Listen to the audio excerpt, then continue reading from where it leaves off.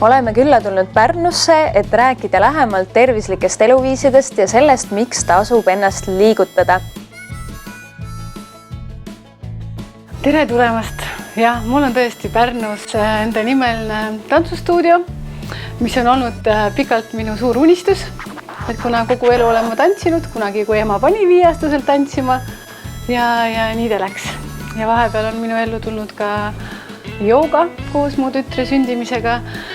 Inimeseks olemine, kõik on tervik, vahel on meil energiat rohkem ja me peame seda energiat kulutama ja on hetked, kus me peaksime hoopiski maha rahunema. Eriti täna me peame oskama, kuidas lõdvestuda, kuidas ennast hoida tasakaalus, et hakkama saada kõigega, mis ümberringi maailmas toimub.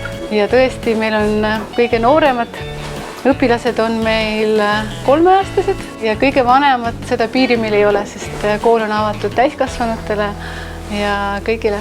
Milliseid stiile siin praktiseerida saab? Kõige pisem inimene, kes siia sünnib. Kõige loomulikum on laste loov ja vabatants. Lastetants on kõige pisematele, mis oleks talle eakohane. Seejärel on meil kaasaegne tants, showtants erinevatest miksidest.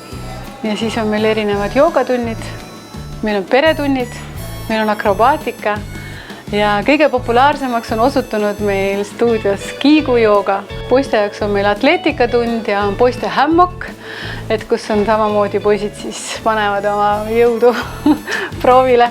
Miks peab inimene ennast liigutama? Minu jaoks on see nii loomulik osa, et me ei saa olla terved, kui me ainult vaimu võib-olla või hinge kallal töötame ja keha jääb siis soiku. Või me ei saa olla ka tervikud, kui me ainult teeme trenni, aga me ei toida oma hinge.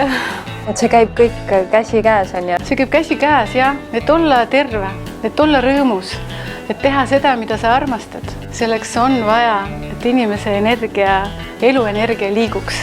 Niisiis liikumine ja trenn on ülioluline, et me püsiksime terved üleni, tervenisti nii meie vaim kui ka keha. Nii et Janne Ristimetsa tantsustuudio teid siin Pärnus ootab.